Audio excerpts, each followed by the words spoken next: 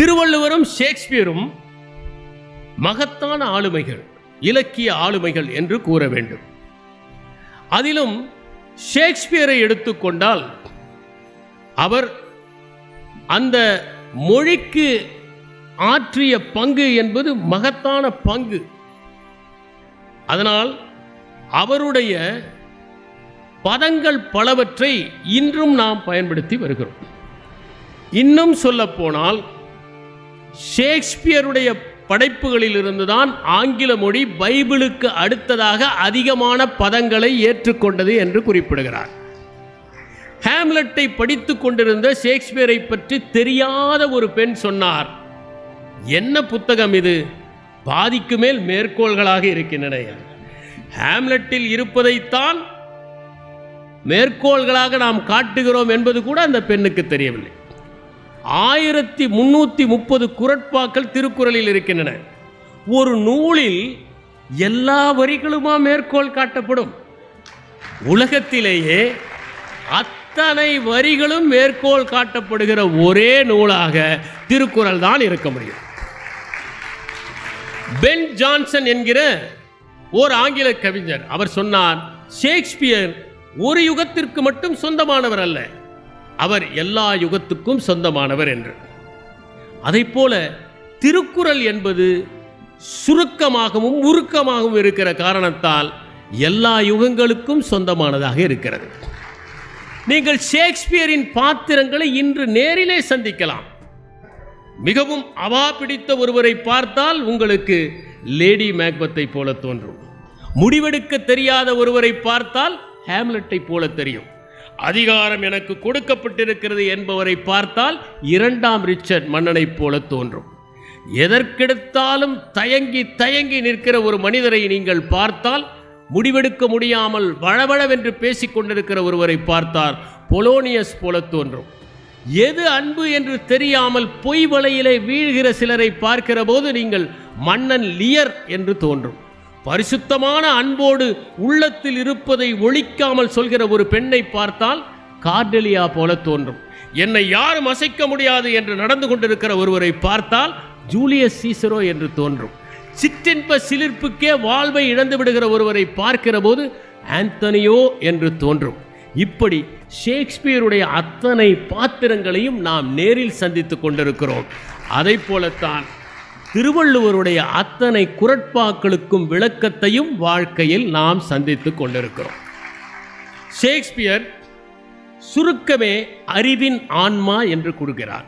Brevity is the soul of wit என்று கூறுகிறார். அதற்கொப்ப சுருக்கமாக எழுதப்பட்டதுதான் திருக்குறள். அதற்கு இலக்கணமாக இருப்பதுதான் திருக்குறள். உலகத்திலே எண்ணற்ற நூல்கள் இருந்தாலும் 1-2 தான் சுருக்கமாக எழுதப்பட்டவை. ஹிராக்லட்டிஸ் துளிகள் என்கின்ற அந்த நூலை எழுதினார். அவை ஒற்றை வரியிலே இருக்கும். ஒரே மனிதன் 2 முறை ஒரு நதியில் இறங்க முடியாது என்பது ஒரு துளி. ஒவ்வொரு நாளும் சூரியன் புதிது என்பது ஒரு துளி. இப்படி துளிகள் சேர்ந்ததாக எழுதப்பட்டது. இதற்கு விளக்கம் தரலாம். அதை போலவே ஹக்கிம் சனாய் என்பவர் எழுதிய சுவரிடப்பட்ட தோட்டம் என்கின்ற ஒரு நூலும் 2 வரிகளிலே ஆனது. பெல்தசார் என்பவர் எழுதிய அற்புதமான நூலும் சின்ன சின்ன கோட்பாடுகளை கொண்டது. அவர் சொல்லுகிறார், எப்போதுமே நீங்கள் அமர்ந்திருக்கிற நாற்காலிகளை விட நீங்கள் பெரியவர்களாக இருக்க வேண்டும் என்று. இப்படி பெல்தசாரின் நூல்கள். அப்படி சுருக்கமாக சொல்லுகிற அற்புதம் நிறைந்ததுதான் திருக்குறள் என்கிற அந்த நூல்.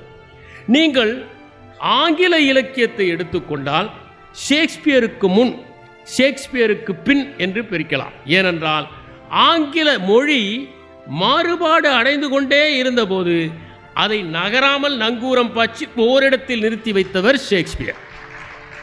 அதை போலத்தான் தமிழில் திருவள்ளுவருக்கு முன், திருவள்ளுவருக்கு பின் என்று சொல்லலாம். நம்முடைய ஆண்டே திருவள்ளுவர் ஆண்டாகத்தான் தொடங்குகிறது. இது திருக்குறளுக்கு இருக்கிற சிறப்பு. நீங்கள் இருவரையும் பார்த்தால் அவர்கள் மொழிக்கு ஆற்றிய பங்குகள் அளப்பரியவை. உதாரணமாக திருக்குறளில் திருவள்ளுவர் உருவாக்கிய சொற்கள் 100. திருக்குறளில் மொத்தம் இருக்கின்ற சொற்கள் 4300. அதில் 2.5% சொற்களை திருவள்ளுவர் உருவாக்கினார். உதாரணமாக பாவி, விக்கல், திண்மை, மாறுபாடு, ஊருணி, அவர் சொன்னாரே ஊப்பக்கம், செந்தன்மை போன்றவையெல்லாம் திருவள்ளுவர் உருவாக்கியது. தூக்கம் என்றால் உறங்குதல் அல்ல, அயர்வு என்கின்ற முறையில் திருவள்ளுவர் பயன்படுத்தினார். ஷேக்ஸ்பியரும் all the world is a stage, a brave new world, brevity is the soul of wit, cruel to be kind, chance may crown me, crack of the dawn, dogs of war, February face, salad days என்று பல பதங்களை அவர் ஆங்கில இலக்கியத்திற்கு அறிமுகப்படுத்தினார். Shakespeare என்னென்ன பதங்களை அறிமுகப்படுத்தினார் என்றே ஒரு புத்தகம் வந்திருக்கிறது. அதற்கு பெயர் பிரஷ் அப் யுவர் ஷேக்ஸ்பியர். அந்த புத்தகம் எத்தனை பதங்களை ஷேக்ஸ்பியர், அசாசினேஷன் என்கிற சொல்லே ஷேக்ஸ்பியர் ஏற்படுத்தியது. ஹவுஸ் ஹோல்டு நேம் என்று சொல்கிறோமே, அதை ஏற்படுத்தியவர் ஷேக்ஸ்பியர் தான். இப்படி ஒரு புத்தகமே போடுகிற அளவிற்கு பதங்களை ஆங்கில மொழிக்கு அறிமுகப்படுத்தி அதை செழுமைப்படுத்தியவர் ஷேக்ஸ்பியர் என்பதை நாம் தெரிந்து கொள்ள வேண்டும். அந்த வகையிலே பார்க்கிற போது பேராசிரியர் செல்லப்பன் கூறுவதைப் போல அறப்பரிமாணத்தின் பரிணாம வளர்ச்சியாக ஷேக்ஸ்பியர், திருவள்ளுவர் தமிழ்நாட்டில் திகழ்கிறார். ஷேக்ஸ்பியரோ மேற்கத்திய இலக்கியத்தின் சாரம் ஒட்டுமொத்தத்தையும் சேர்த்தவராக திகழ்கிறார் என்று குறிப்பிடுகிறார். இதிலே திருவள்ளுவரை எடுத்துக்கொண்டால் அவர் எப்படி ஷேக்ஸ்பியர் இருந்தாரோ அதை போல ஒரு கிளர்ச்சியாளராக இருந்தார். அதனால்தான் பிறப்புக்கும் எல்லா உயிர்க்கும் என்று சொன்னான்.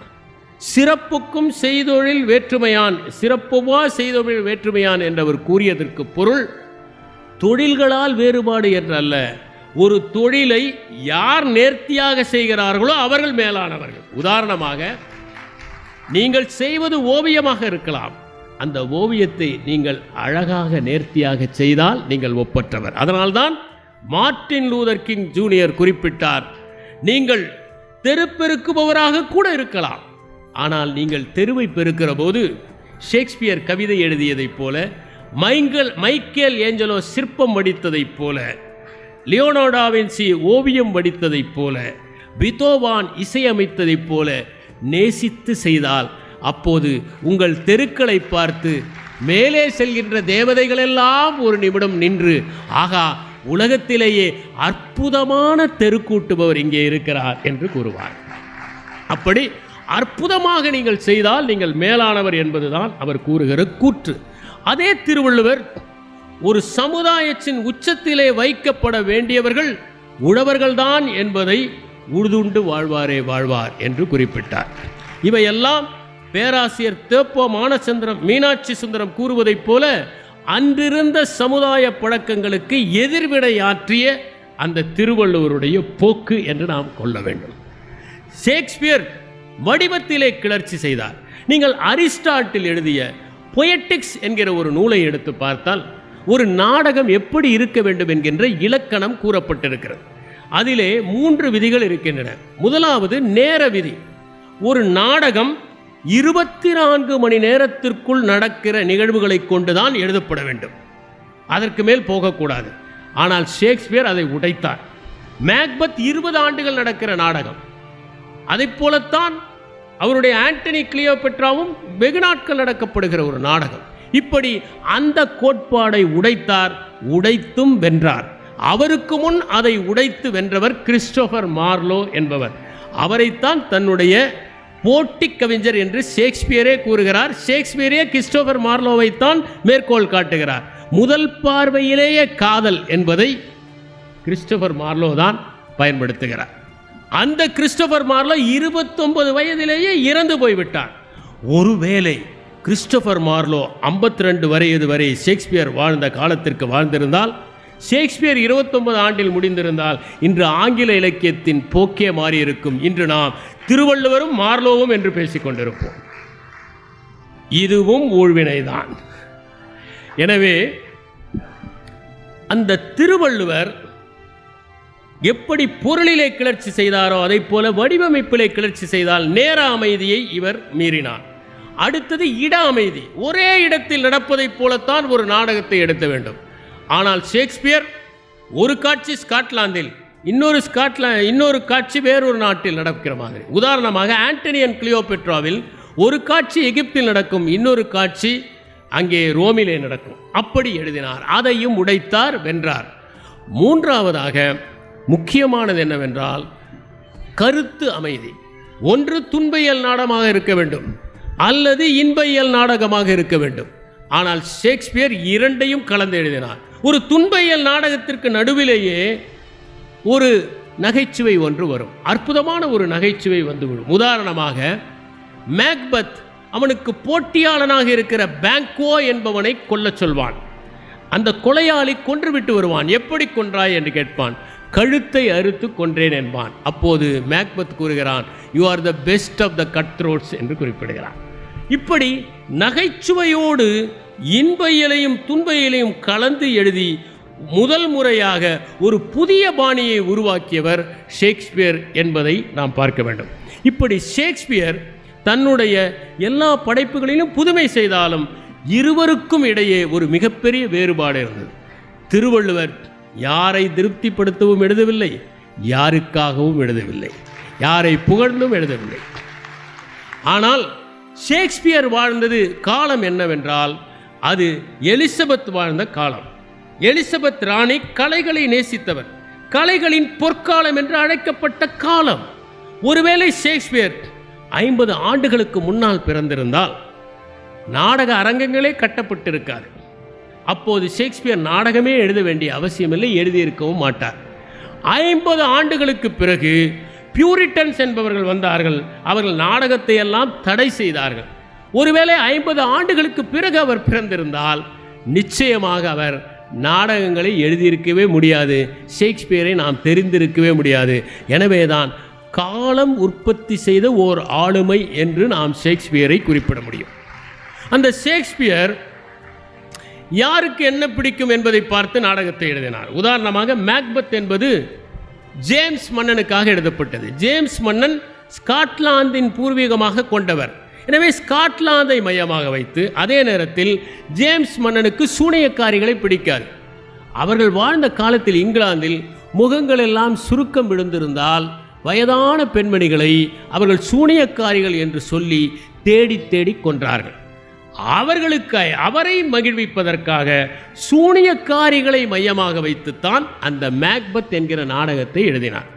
அதைப்போல அவர் எலிசபெத் ராணிக்கு 4ஆம் ஹென்றி நாடகத்திலே வருகிற ஃபால்ஸ்டாஃப் என்கிற ஒரு நகைச்சுவை பாத்திரம் மிகவும் பிடித்தது என்பதற்காக மெர்ரி வைஃப்ஸ் ஆஃப் வின்சர் என்கிற அந்த நாடகத்தை அவரை மகிழ்விப்பதற்காக எழுதினார்.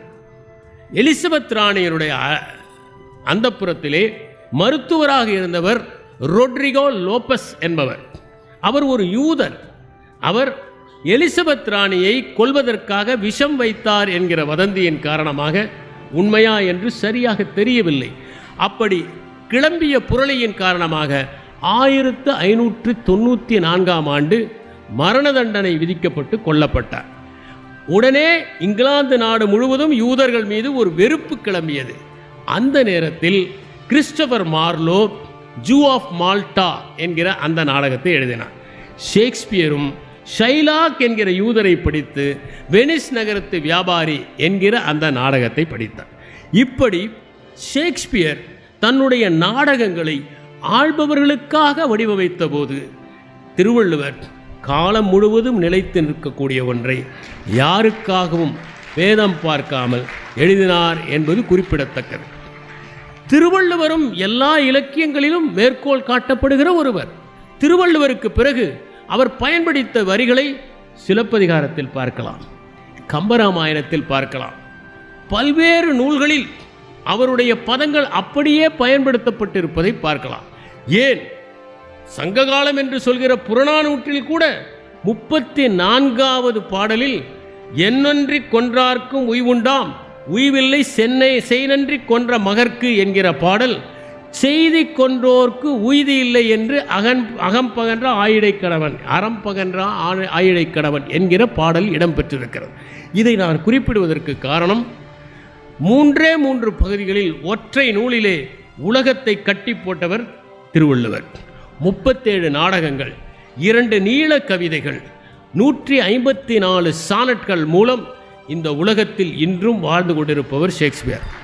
நான் இப்போது ஷேக்ஸ்பியரை பற்றி பேசிக் கொண்டிருக்கிறேன். உலகத்தின் எந்த மூலையிலாவது இப்போது கூட ஷேக்ஸ்பியரின் ஏதாவது ஒரு நாடகம் நடிக்கப்பட்டு கொண்டிருக்கும். அது ஜூலியஸ் சீசராக இருக்கலாம், மேக்பத்தாக இருக்கலாம், ஹேம்லெட்டாக இருக்கலாம், 5ஆம் ஹென்ரியாக இருக்கலாம், அல்லது டெம்பஸ்டாக இருக்கலாம். ஏதேனும் ஒன்று நடிக்கப்பட்டு கொண்டுதான் இருக்கும். இந்த ஷேக்ஸ்பியரையும் திருவள்ளுவரையும் ஒப்பிடும்போது நாம் 5 கூறுகளில் அவர்களை ஒப்பிடலாம்.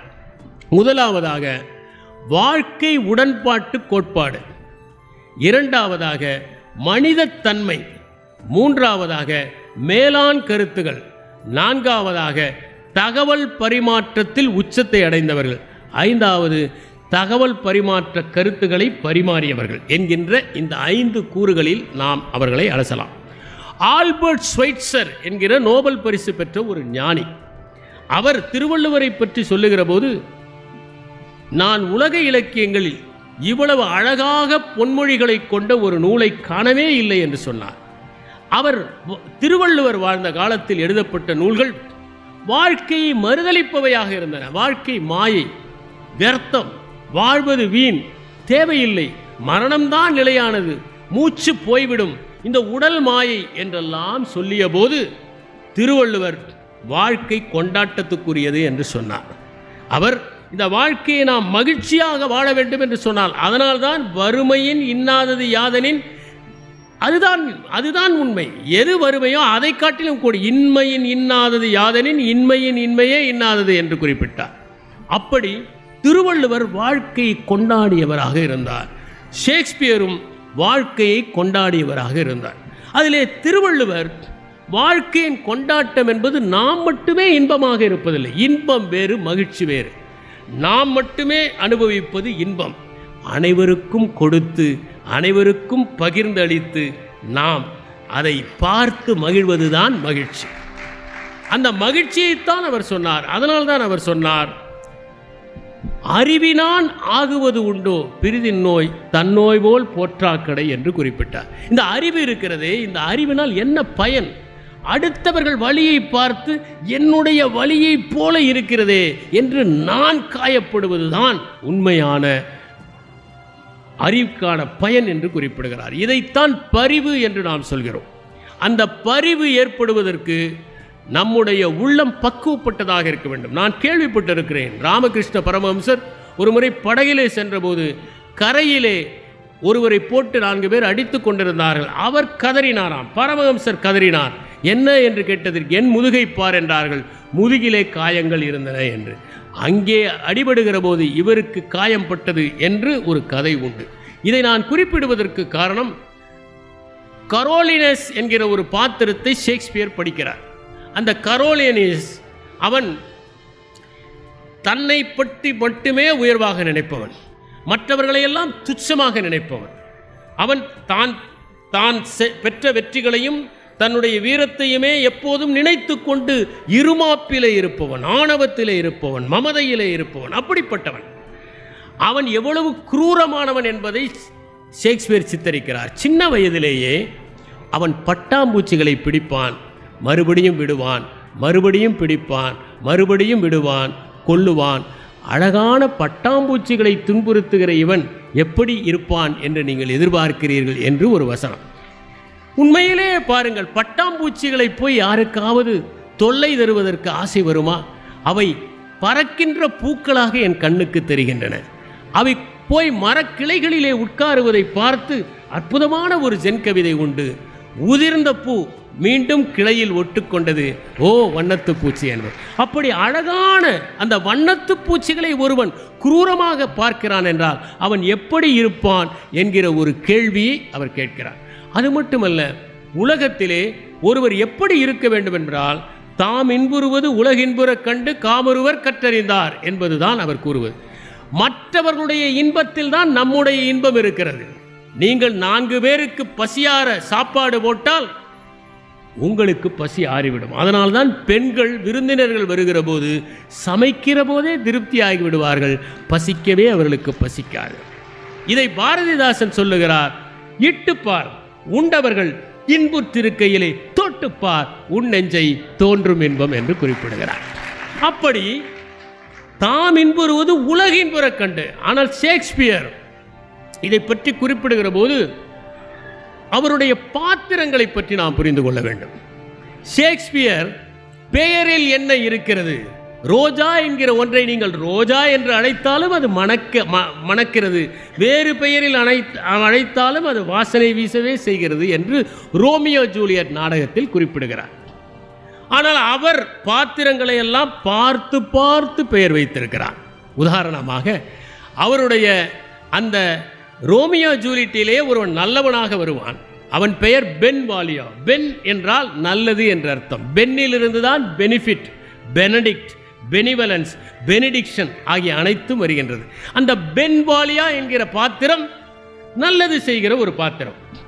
ஆனால் அதே நேரத்தில் அவருடைய அந்த 12th நைட் என்கிற அந்த நாடகத்தில் மேல்வாலியோ என்கிற ஒரு நாடகம். மேல் என்றால் கெட்டது என்ற அர்த்தம். MALE அல்ல. அப்படி தீமையே நினைக்கக்கூடிய ஒரு பாத்திரம். அவருடைய மிட்சமர் நைட்ஸ் ட்ரீம் என்கிற அந்த நாடகத்தில் ஒரு நகைச்சுவை நாடகத்திற்குள் ஒரு நாடகம் நடக்கும். 2 நாடகங்களில் நாடகத்திற்குள் நாடகம் நடப்பதை அவர் ஏற்படுத்தியிருப்பார். ஒன்று இந்த மிட்சமர் நைட்ஸ் ட்ரீம், இன்னொன்று ஹேம்லெட். அதிலும் இது வரும். இந்த மிட்சமர் நைட்ஸ் ட்ரீமிலே வருகிற அந்த பாத்திரங்களுக்கெல்லாம் அவர்கள் செய்கிற தொழிலை வைத்து பெயர் வைத்திருப்பார். அதில் இந்த மேல்வேலியோ என்பவன் மற்றவர்களெல்லாம் இனிமையாக மகிழ்ச்சியாக இருந்தால் அவனுக்கு பிடிக்கவே பிடிக்காது. அவனுக்கு அவ்வளவு கோபம் வரும். அவர்கள் மகிழ்ச்சியை கெடுப்பதுதான் அவனுடைய நோக்கமாக இருக்கும். இப்போது கூட நாம் பார்க்கலாம், சில வீடுகளில் எல்லோரும் அமர்ந்து பேசிக்கொண்டு மகிழ்ச்சியாக இருந்தால் வீட்டில் ஒருவருக்கு பிடிக்காது. வந்து என்ன செய்து கொண்டிருக்கிறீர்கள், வெறுமனே அரட்டை அடிக்கிறீர்கள், போய் வேலையை பாருங்கள் என்று சொல்லுவார்கள். காரணம், அவர்கள் இளமையில் அவர்கள் அவ்வாறு மகிழ்ச்சி அடையாமலேயே வளர்ந்திருக்கிறார்கள். பொறுத்து கொள்ளுங்கள்.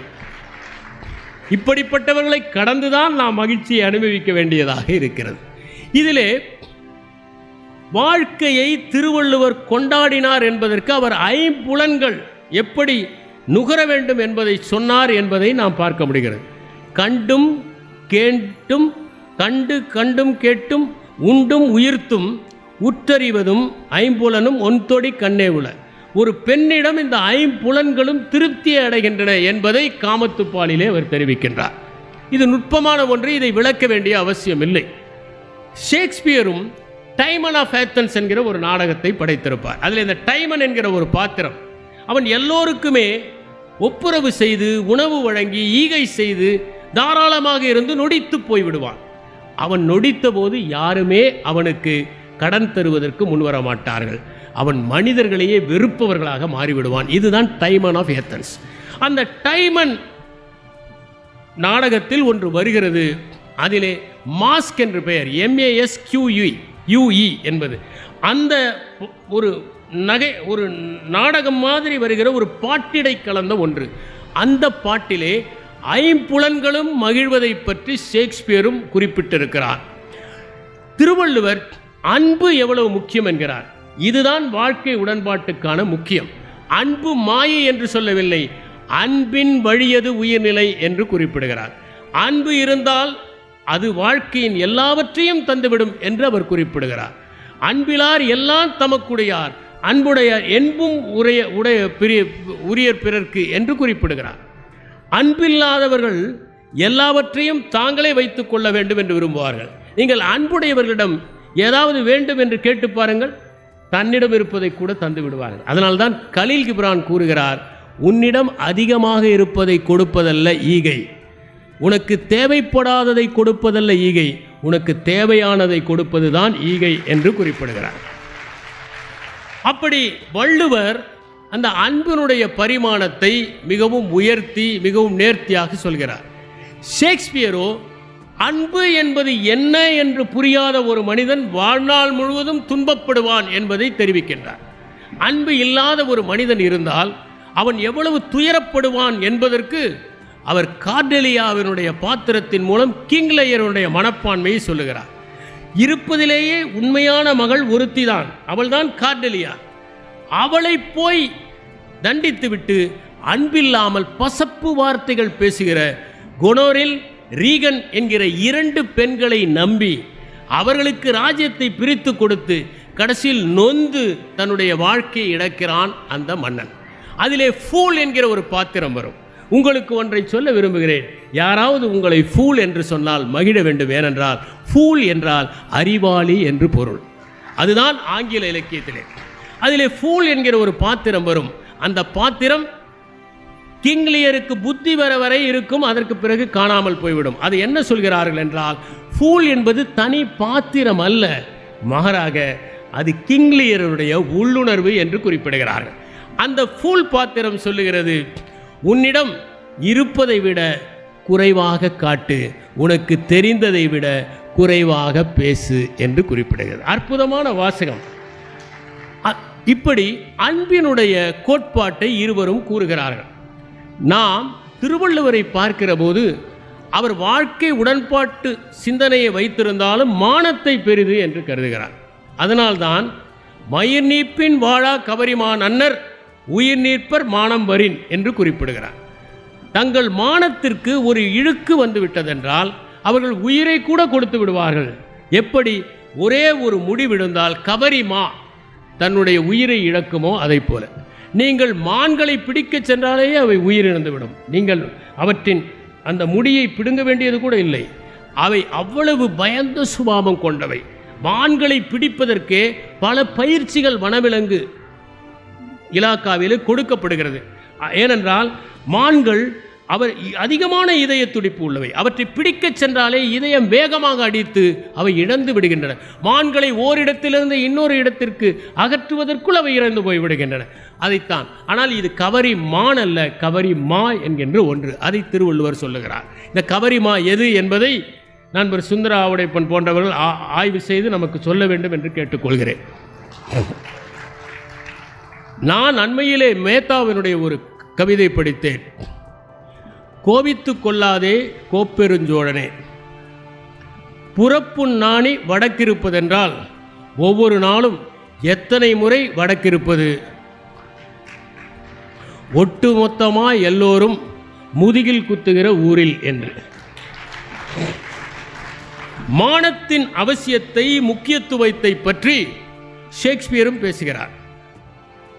ஜூலியஸ் சீசர் தன்னுடைய மனைவி காலிஃபர்னியா, ஜூலியஸ் சீசருக்கு 3 மனைவிகள் இருந்தார்கள்.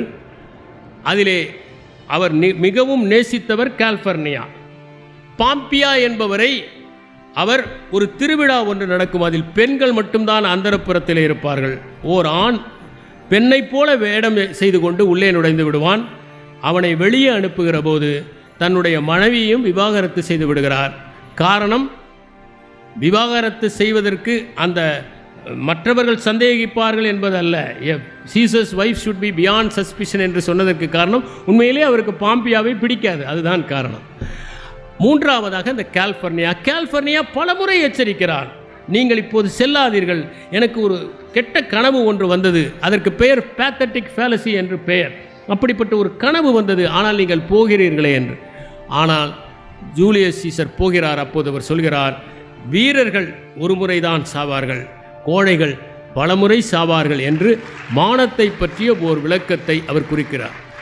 இப்படி ஷேக்ஸ்பியருக்கும் திருவள்ளுவருக்குமான வாழ்க்கை உடன்பாட்டு சிந்தனைகள் பலவற்றை நாம் காண முடிகிறது.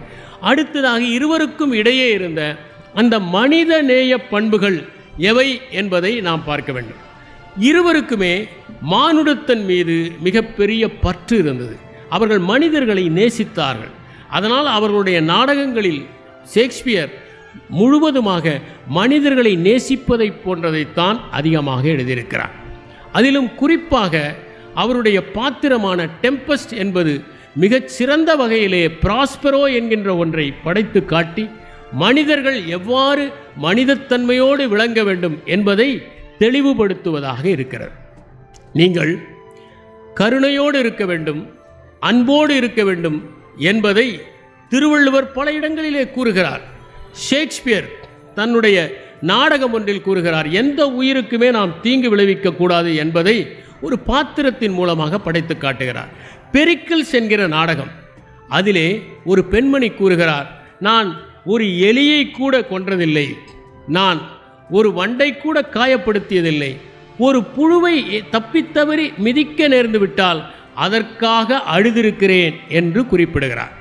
ஷேக்ஸ்பியர் கொல்லான் புலாலை மறுத்தானை கைகூப்பி எல்லா உயிரும் தொழும் என்று குறிப்பிடுகிறார்.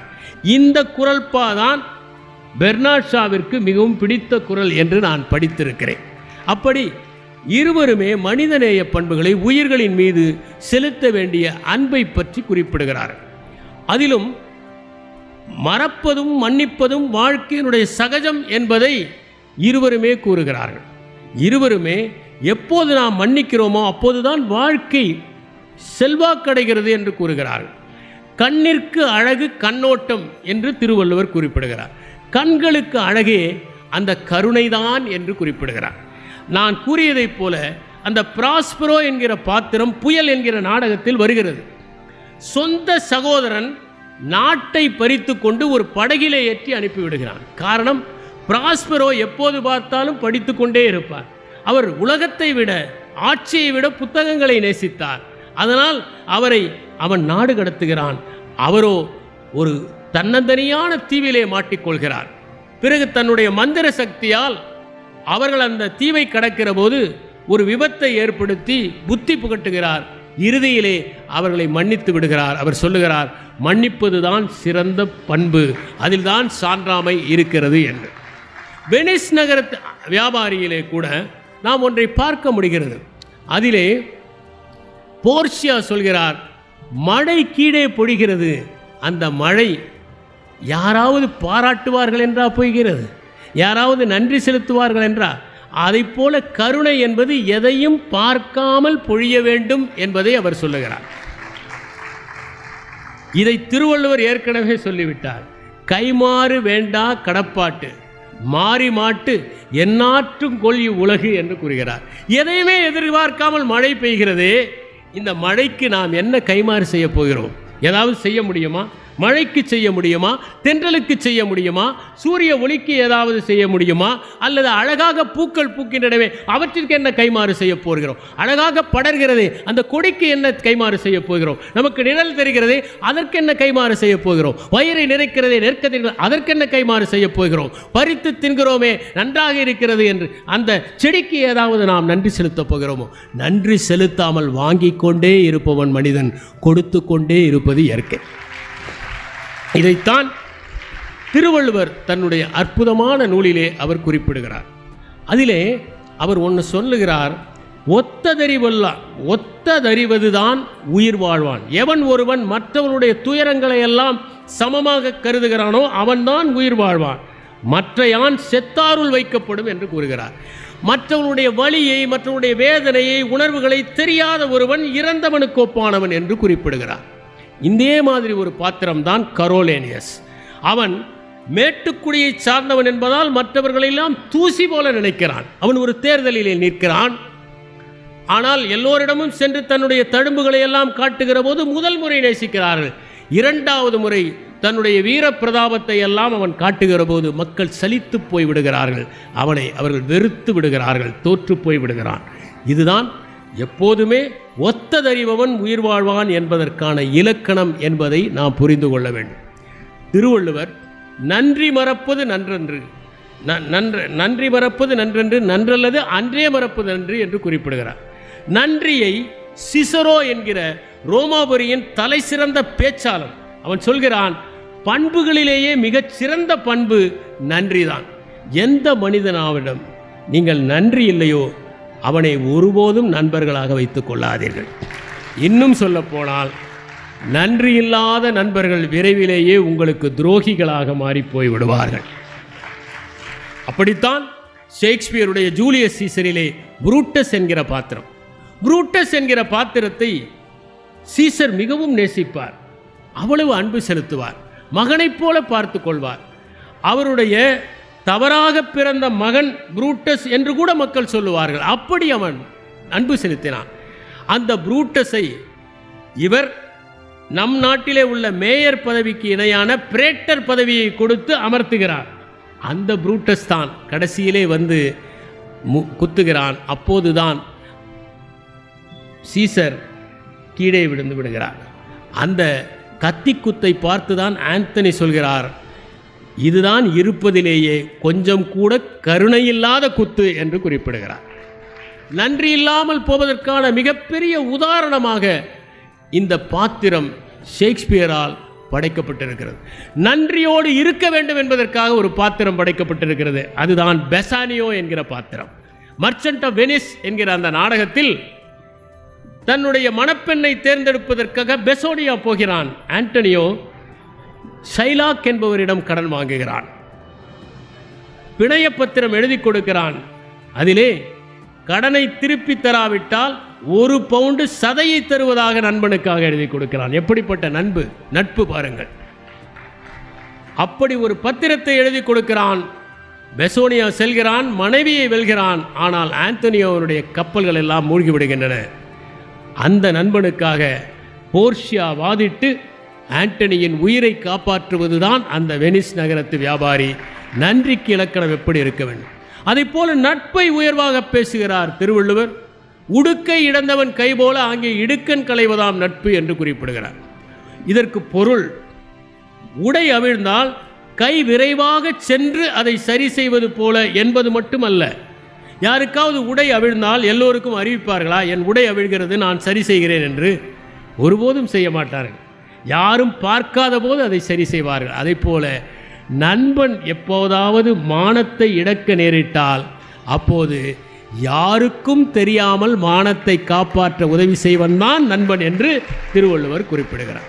அப்படிப்பட்ட ஒரு பாத்திரமாக ஆண்டனியின் பாத்திரமும் பேசானியாவின் பாத்திரமும் நன்றிக்கும் நட்புக்கும் உதாரணமாக இருக்கின்றன என்பதை நாம் பார்க்க முடிகிறது. அடுத்ததாக இருவருமே மேலாண்மை கருத்துக்களை கூறியிருக்கிறார்கள் என்பதை நாம் பார்க்க முடிகிறது. மேலாண்மை என்று சொன்னாலே முதலில் வருவது நேர மேலாண்மை. பகலிலே ஆந்தையை காகம் வெல்லும், இரவிலே கூகை காகத்தை வெல்லும். இதுதான் நேரம்தான் முக்கியம் என்று அவர் குறிப்பிடுகிறார். அதைப்போல நேரம் எவ்வளவு முக்கியம் என்பதற்கு ஒரு காட்சிப்படுத்துகிறார். ஒரு கழுகு ஒன்று மேலே வந்து பறந்து அந்த கோட்டையில் மதில் சுவரில் அமர்கிறது. அப்போது எங்கிருந்தோ பறந்து வந்த மாலை நேரம் என்பதால் கண்கள் தெளிவாக தெரிகிற ஒரு ஆந்தை அதை கவ்வி தூக்கி செல்கிறது. நீலகிரியிலே மலை ஆந்தை இருக்கிறது. அதனுடைய பொந்துக்கு இரவு நேரத்தில் மயில் வந்தால் கூட வீழ்த்திவிடும் என்று தியாடர் பாஸ்கரன் எழுதியிருக்கிறார். அத்தகைய சக்தி அது ஆந்தைக்கான சக்தி அல்ல, நேரத்துக்கான சக்தி. திருவள்ளுவர் சொல்லுகிறார், ஞாலங்கருதினும் கைகூடும் காலம் கருதி இடத்தார் செய்யன் என்று குறிப்பிடுகிறார். உலகமே கிடைக்கும், ஆனால் சரியான நேரத்தில் சரியான இடத்தில் செய்ய வேண்டும் என்று கூறுகிறார். இதைத்தான் ஷேக்ஸ்பியர் கூட கூறுகிறார். தன்னுடைய அந்த ஒதெல்லோ நாடகத்தில் இயாகோ என்கிற பாத்திரம் மிக மோசமான பாத்திரம். ஷேக்ஸ்பியர் 5 வில்லன்களை படைத்திருக்கிறார், அதில் ஒன்று இயாகோ. அந்த இயாகோ காரணமே இல்லாமல் கெடுதல் செய்வான், அவனுக்கு நோக்கமே இருக்காது. கோல்ரிட்ஜ் சொல்கிறார், மோட்டிவ்லெஸ் மோட்டிவ் ஹண்டிங் வில்லன் என்று குறிப்பிடுகிறார். அப்படிப்பட்ட அந்த இயாகோ சொல்கிறான், நேரம் மிகவும் முக்கியம், நேரத்தில் எதையும் செய்தால் நாம் வென்று விடலாம் என்கிற கருத்தை அவன் தெளிவுபடுத்துகிறான். இது நேரத்தை குறித்து நாம் தெரிந்து கொள்ள வேண்டிய முக்கியமான ஒன்று. அடுத்ததாக முக்கியமானது நாம் பார்க்க வேண்டியது இருவருக்குமான ஒப்புமையை. எப்படி ஷேக்ஸ்பியர் தன்னுடைய நாடகம் ஒன்றில் ஒதெல்லோவில் பச்சை கண் அரக்கன், கிரீன் ஐடு மான்ஸ்டர் என்று பொறாமையை கூறுகிறார். ஒரு அரக்கனாக உருவாக்குகிறார் ஷேக்ஸ்பியர். ஆனால் அதை முன்பே செய்து விட்டார் திருவள்ளுவர். அழுக்காறு எனும் ஒரு பாவி என்று குறிப்பிடுகிறார். Shakespeare sweet are the uses of the adversity என்று குறிப்பிடுகிறார். திருவள்ளுவர் இடுக்கண் வருங்கால் நகுக என்று குறிப்பிடுகிறார். ஷேக்ஸ்பியருடைய மேக்பத் நாடகத்திலே ஒரு வரி வரும், life is a tale told by an idiot full of sound and fury signifying nothing என்று. அது ஒரு முட்டாளுடைய சொல்ல கதை, அதிலே சத்தமும் கோபமும் தான் இருக்கிறது, வேறொன்றும் இல்லை என்று. இதை வைத்து அவர் வாழ்க்கை உடன்பாட்டை மறுதளித்தவர்கள் என்று கொள்ளக்கூடாது. மாறாக அது மேக்பத் தன்னுடைய இறுதி காலத்தில் விரக்தியின் காரணமாக பேசுவது தானே தவிர அது ஷேக்ஸ்பியருடைய வார்த்தை அல்ல. அது ஷேக்ஸ்பியர் வாழ்க்கை கொண்டாடியதனால்தான் மேலாண்மை கருத்துக்களை கூட தன்னுடைய நூலிலே தெளித்து தெளித்து அவர் படைத்தார் என்பதை உணரப்படுகிறது. நேர மேலாண்மையை அவர் வலியுறுத்துவதைப் போலவே ஊக்கம் எவ்வளவு முக்கியம் என்பதையும் அவர் வெளிப்படுத்துகிறார். திருவள்ளுவர் 2 குறட்பாக்களை எழுதியிருக்கிறார் ஊக்கம் குறித்து. 60வது அதிகாரத்திலே வருகிறது. ஒன்று 597. அது சிதைவெடுத்து ஒல்கார் உறவார் புதையம்பின் பட்டுப்பாடு ஒன்றும் களிறு என்பது. இன்னொன்று பரியது கூர்ங்கோட்டதாயினும் யானை வெறும் புலிதாக்குறேன். நாம் 599வது குறளுக்கு வருவோம்.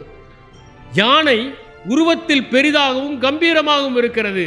ஆனால் கூரான நகங்களை வைத்திருக்கின்ற பற்களை வைத்திருக்கிற ஒரு புலியை பார்த்தால் பயந்து விடுகிறது. காரணம் அதற்கு ஊக்கமில்லை என்று திருவள்ளுவர் சொல்லுகிறார். இதிலே யானையைத்தான் ஓமையாக்குகிறார். 597வது குறளில் ஒரு போர்க்களத்தில் இருக்கிற யானை எவ்வளவு அம்புகள் பாய்ந்தாலும் ஊக்கத்துடன் முன்னேறி எதிரிகளை துவம்சம் செய்கிறது என்று சொல்லுகிறார். இதற்கு அவர் ஊக்கத்தை தான் முன்னுதாரணமாக வைக்கிறார். எப்படி ஒரே யானை ஊக்கத்திற்கும் முன்னுதாரணமாக இருக்க முடியும், ஊக்கமின்மைக்கும் முன்னுதாரணமாக இருக்க முடியும்? இதை அலசி பார்த்தால் ஒன்று புரியும்.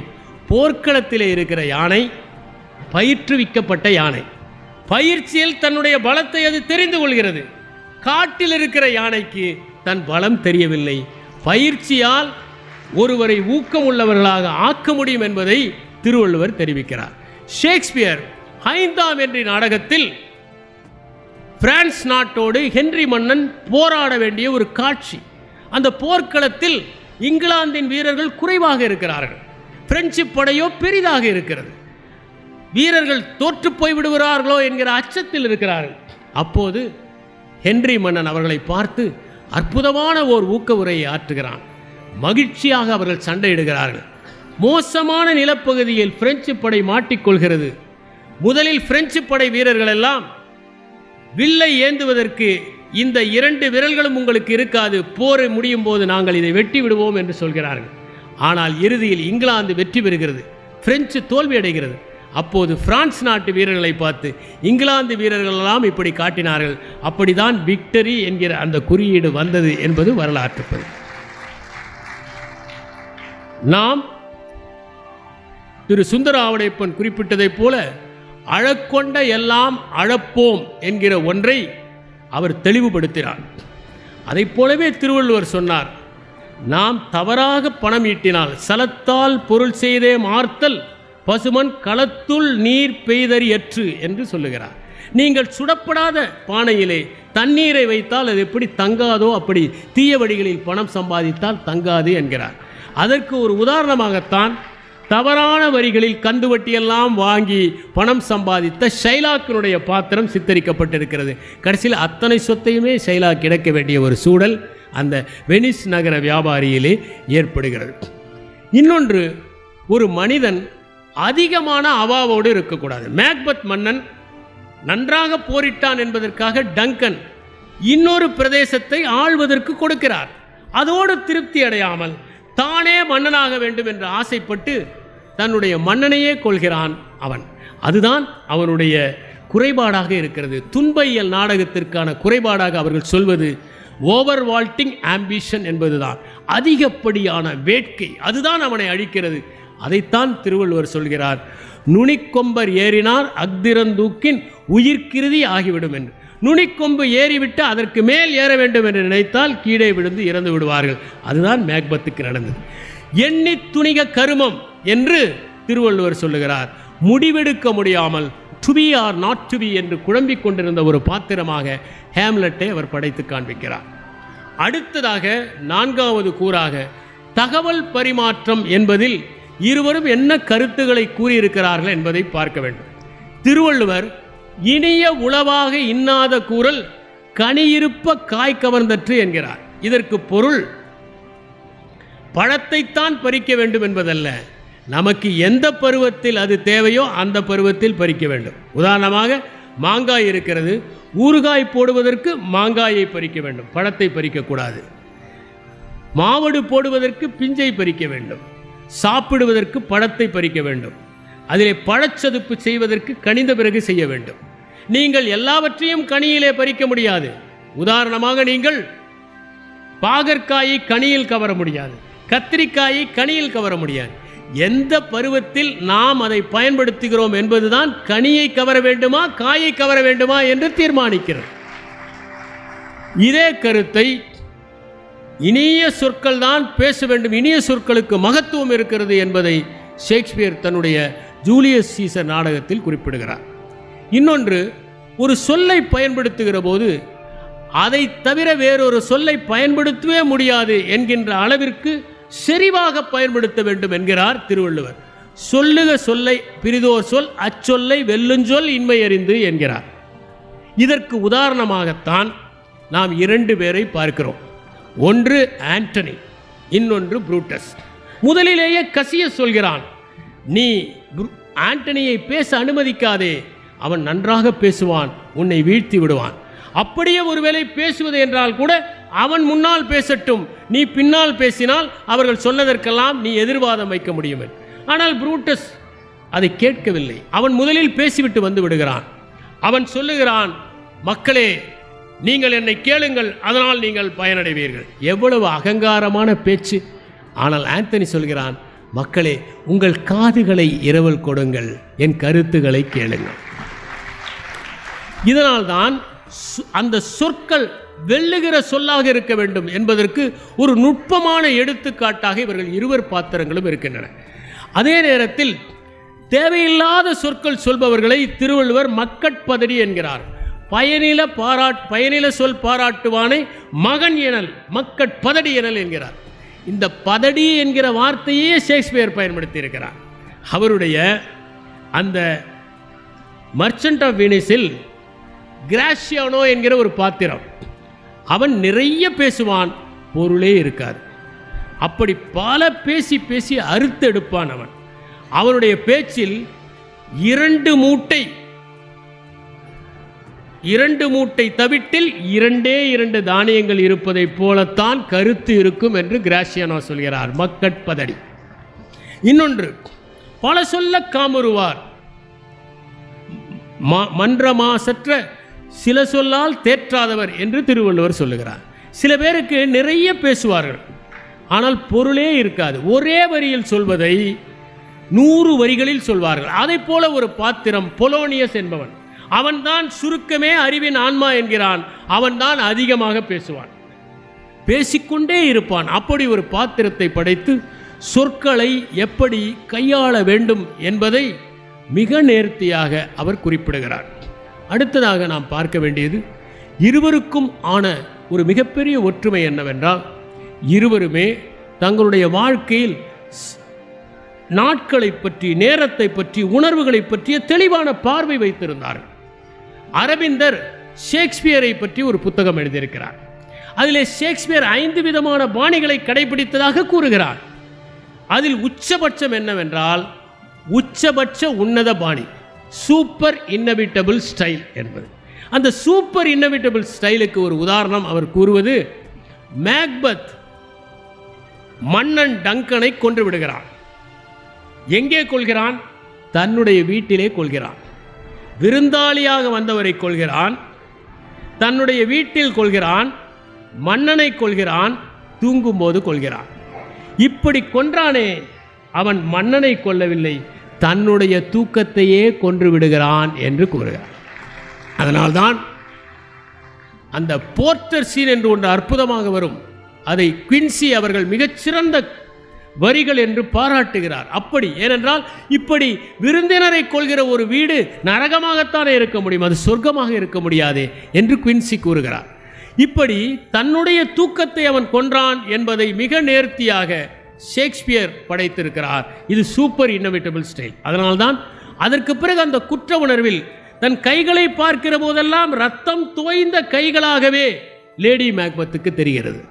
அவள் அதை கழுவிக்கொண்டே இருக்கிறாள். அரேபியாவில் இருக்கிற அத்தனை வாசன திரவியங்களும் சேர்ந்தால் கூட இந்த இரத்தத்தின் நாற்றத்தை நீக்க முடியாது என்று அவள் அங்கலாய்க்கிறாள் என்று. இது முக்கியமான ஒன்று, சூப்பர் இன்னோவேட்டபிள் ஸ்டைல். இந்த அற்புதமான பாணியைத்தான் திருவள்ளுவரும் கையாண்டிருக்கிறார். அவர் பொருட்பெண்டிர் பொய்மை முயக்கம் இருட்டறையில் ஏதில் பிணந்தழியற்று என்று சொல்கிறாரே, இதை நீங்கள் அந்த ஷேக்ஸ்பியருடைய வரிகளை ஒப்பிட்டு பார்க்கலாம். அப்படி ஒரு அற்புதமான ஒரு மனிதன் எப்படி வீழ்ச்சி அடைவான் என்பதற்கு ஒரு சூப்பர் இன்னோவேட்டிவ் செய். தலையின் இழிந்த மயிரணையர் மாந்தர் நிலையின் இழிந்த கடையன். தலையிலே இருக்கிற போது அந்த முடியை நாம் எவ்வளவு பராமரிக்கிறோம், சாம்பிராணி புகை காட்டுகிறோம், ஷாம்பு போட்டுகிறோம், வாசனை திரவியங்கள் எல்லாம் நாம் அதன் மீது பூசுகிறோம். இன்னும் சொல்ல போனால் விடுகிற போதுதான் விழுந்து விழுந்து கவனிக்கிறோம் தலைமுடியை. ஆனால் கீழே விழுந்து விட்டால் கூட்டி தள்ளுகிறோம். ஒரு நிமிடம் கூட அதை வைத்திருப்பதில்லை. மகத்தான நிலையிலிருந்து ஒருவன் கீழே விழுந்து விட்டால் அவனை இந்த உலகம் ஒதுக்கி தள்ளிவிடும் என்பதுதானே டிராஜடி. அதைத்தான் அவர் ஒற்றை வரியிலே குறிப்பிட்டிருக்கிறார். உறங்குவது போலும் சாக்காடு, உறங்கி விடிப்பது போலும் பிறப்பு என்கிறார் Thiruvalluvar. Shakespeare sleep the counterfeit of death என்று கூறுகிறார். குழலினிது யாழினிது எம் தம்மக்கள் மழலை சொல் கேளாதவர் என்று திருவள்ளுவர் குறிப்பிடுகிறார். இதை இங்கர்சால் மிகச்சிறந்த ஒரு கருத்து என்று தன்னுடைய நூலிலே பேசியிருக்கிறார். அந்த அற்புதமான வரிகளை ஷேக்ஸ்பியரும் தன்னுடைய 12வது சானட்டில் சொல்கிறார். குழந்தைகள் இல்லாத வாழ்க்கை ஒருபோதும் முழுமையடையாது என்று. இப்படி இந்த 2 ஆளுமைகளுமே எண்ணற்ற விதங்களில் தங்களுடைய வாழ்க்கை உடன்பாட்டு சித்தாந்தங்களாலும் மனிதநேய பண்பாலும் தகவல் பரிமாற்ற கருத்துகளாலும் தலைமை பண்புகளாலும் சிறந்து விளங்கினார்கள் என்பதை நாம் காண முடிகிறது. நாம் அவர்களை தொடர்ந்து வாசிப்போம், நம்மையும் மேன்மைப்படுத்திக் கொள்வோம்.